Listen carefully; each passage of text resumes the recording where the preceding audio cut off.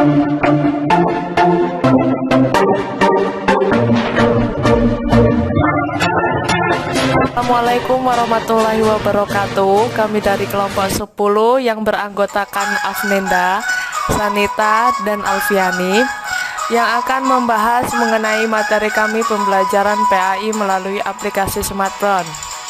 Nah, dosen pengampu Pak Zamza Mustafa MPDI dan mata kuliah pembelajaran PAI berbasis TIK.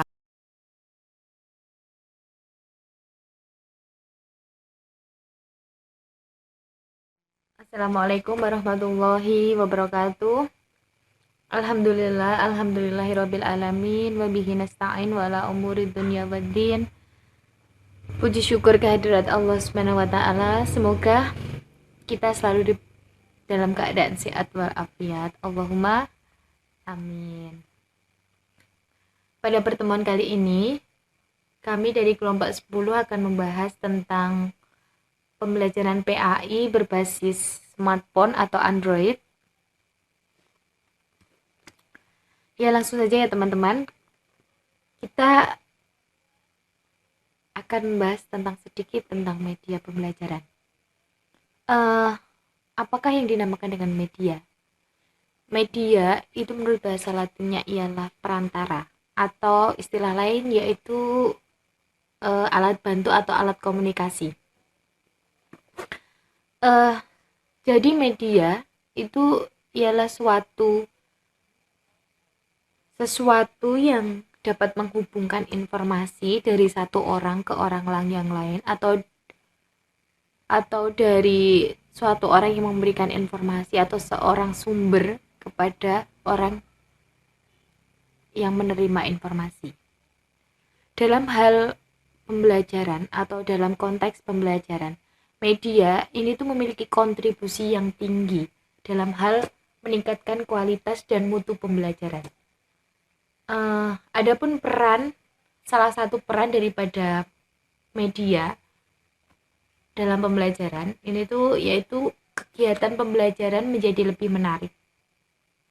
Jadi antara pendidik dan juga peserta didik akan terjadi suatu pembelajaran yang bervariasi dan tidak monoton.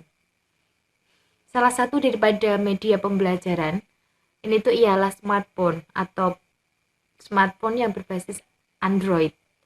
Smartphone ialah suatu alat komunikasi yang dilengkapi dengan sistem operasi atau sistem operasional seperti halnya Android, di mana Android ini tuh ialah suatu sistem operasi dari telepon seluler yang berbasis Linux, yang di dalamnya ini tuh terdapat platform atau wadah bagi para pengembang untuk menciptakan aplikasi-aplikasinya. Jadi nantinya dapat digunakan oleh para pengguna, terus bagi para penggerak seperti halnya kita. Smartphone dapat dikatakan atau dapat diartikan juga dengan telepon cerdas atau telepon genggam yang mempunyai kemampuan tingkat tinggi. Sehingga banyak orang yang menyebutkan atau mengartikan bahwa smartphone ini tuh ialah komputer genggam yang dilengkapi dengan fasilitas telepon di dalamnya. Fungsi daripada smartphone ini tuh ialah bisa menggantikan komputer yang sebesar itu. Contohnya, ketika kita ingin mencari sesuatu di smartphone, di smartphone itu tuh sudah dilengkapi dengan mesin pencari, seperti halnya Google Search, browser, Bing, dan lain sebagainya. Jadi dari aplikasi-aplikasi para pengembang Android tadi dapat kita gunakan seperti halnya Google Search, seperti halnya browser yang dapat mencari sesuatu seperti itu. Kemudian di dalam di dalam smartphone ini tuh terdapat fitur-fitur yang canggih seperti surel atau surat elektronik, kemudian internet, dan kemampuan meminjam buku seperti halnya e-book, e-pusnas, dan sebagainya, seperti itu. Selanjutnya pertumbuhan smartphone ini tuh dari zaman ke zaman ini tuh akan selalu maju, atau kemajuannya amat sangat pesat. Karena apa? Karena para pengguna smartphone dari tahun ke tahun atau dari zaman ke zaman akan memberikan dampak positif bagi kemajuan elektronik, seperti itu. Selanjutnya akan dilanjutkan.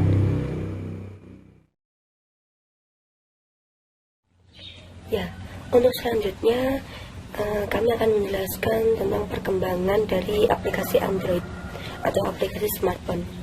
Ya, di sini ada beberapa versi. Untuk yang pertama adalah versi 1.1 atau versi Banana Bread. Versi ini dikeluarkan atau dirilis pada tanggal 5 November 2007. Untuk fitur-fiturnya, yang pertama adalah kemampuan untuk menampilkan atau menyembunyikan tombol panggilan, dan kemampuan untuk menyimpan lampiran pada pesan.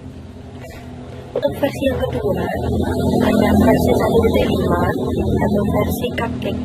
Versi ini dikeluarkan pada tanggal 27 April 2009. Untuk fiturnya adalah mampu membuat animasi baru, lalu memiliki kemampuan merekam dan memutar video bookmark dengan yang berformat MPEG 4 dan 3GB. Untuk versi selanjutnya adalah versi 1.6 atau versi Donut. Versi ini dikeluarkan pada tanggal 15 September 2009. Untuk fitur-fiturnya adalah yang pertama, kemampuan untuk memilih banyak foto untuk dihapus, dan kemampuan untuk mencari teks dan suara dapat diperluas, termasuk dalam riwayat bookmark, web, dan kontak. Dan untuk versi ini dirilis pada tanggal 26 Oktober 2009. Untuk fiturnya adalah peningkatan kecepatan dalam pengetikan dengan menggunakan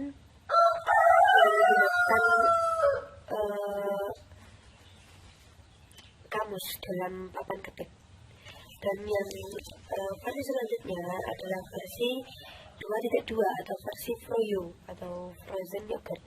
Versi ini dirilis pada tanggal 20 Mei 2010. Untuk fiturnya adalah meningkatkan fungsional USB, meliputi tethering, WiFi, dan dapat membagikan kontak dengan Bluetooth. Versi selanjutnya adalah versi 2.3 atau yang dinamakan dengan Gingerbread. Versi ini dirilis pada tanggal 6 Desember 2010. Untuk fiturnya adalah mampu memasukkan teks lebih cepat di papan ketik dengan menggunakan saran teks dan modus input suara. Untuk versi selanjutnya adalah versi 3.0 atau versi Honeycomb. Versi ini dirilis pada tanggal 22 Februari 2011. Dan untuk fiturnya itu dapat mampu untuk melihat album dan koneksi lain dalam mode layar penuh dalam smartphone, serta pelaksanaan video call dalam aplikasi Google Talk. Dan untuk versi yang ke-8 adalah versi 4.0 atau dinamakan dengan versi Ice Cream Sandwich. Versi ini dirilis pada tanggal 19 Oktober 2011. Dan untuk fiturnya adalah peningkatan fungsi kamera, yakni mode zoom, setting timelapse, mode panorama, serta dapat zoom pada saat video. Lalu perbaikan dalam sistem salin dan tempel. Untuk versi selanjutnya adalah versi 4.1 atau versi Jelly Bean. Versi ini dirilis pada tanggal 27 Juni 2012. Untuk fiturnya adalah dapat mentransfer data dengan menggunakan Bluetooth, lalu dapat mematikan notifikasi dalam smartphone. Untuk selanjutnya adalah versi 4.4 atau versi KitKat. Versi ini dirilis pada tanggal 3 September 2013. Dan untuk fiturnya adalah inframerah, lalu dapat menyeimbang, memantau, dan meningkatkan suara dalam audio. Dan untuk selanjutnya adalah versi 5.0 atau versi Lollipop. Versi ini merupakan versi yang terbaru dibanding versi-versi yang sebelumnya, dan fiturnya itu melengkapi dari versi-versi sebelumnya. Misalnya dalam riset smartphone di sini ya, misalkan kalau smartphone itu hilang, itu tidak dapat diganti dengan riset yang lain kecuali dengan memasukkan password dan email yang diatur sebelumnya, seperti itu. Dan untuk poin yang selanjutnya adalah poin kelebihan dan kekurangan dari smartphone itu sendiri. Yang pertama adalah kelebihannya. Untuk kelebihannya, yang pertama adalah smartphone itu bersifat terbuka. Jadi smartphone di sini itu bisa digunakan oleh semua orang. Yang kedua adalah akses mudah ke aplikasi market. Yang ketiga adalah sistem operasinya merakyat. Dan selanjutnya adalah fasilitas penuh USB. Di sini dimaksudkan adalah tethering, transfer data, juga dapat mengisi daya baterai.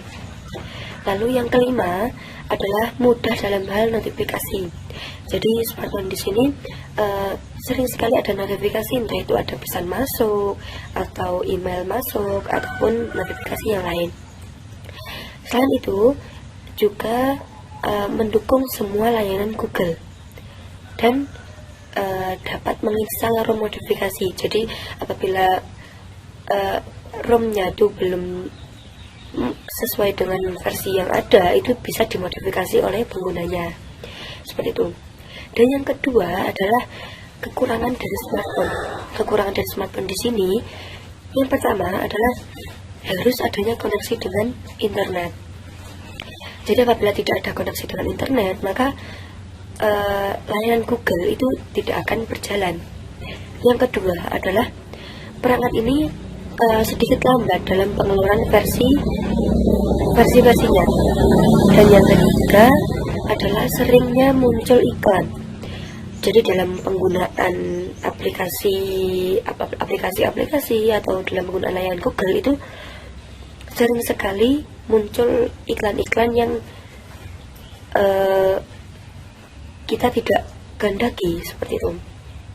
Dan yang terakhir adalah kadang pengguna itu agak sulit terhubung dengan layanan.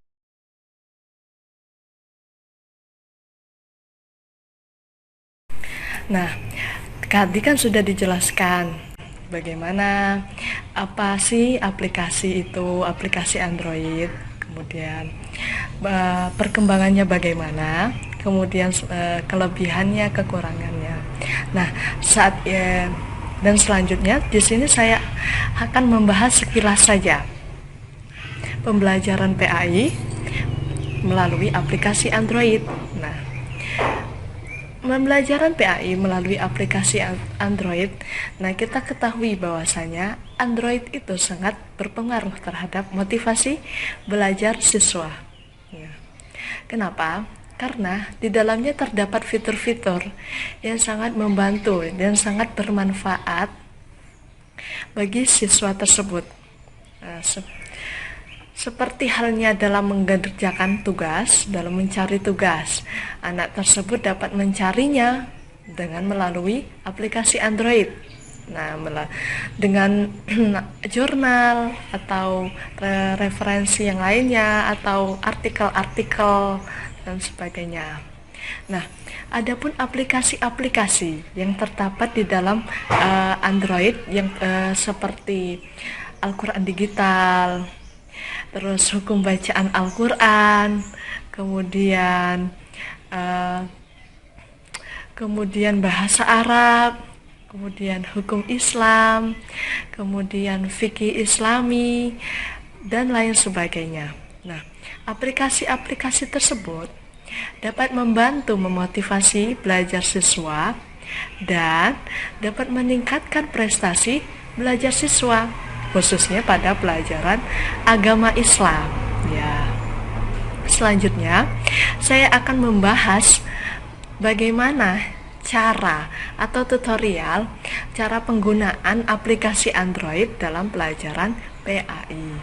Di sini saya akan menjelaskan mengenai pembelajaran PAI berbasis Android ya. Di sini saya menggunakan aplikasi Al-Quran Perkata maksudnya deh. Nah, kita membuka terlebih dahulu ya, dan kemudian kita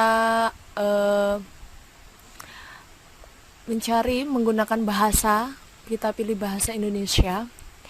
Setelah itu kita klik setelahnya, yaitu searching kata kunci yang akan kita cari.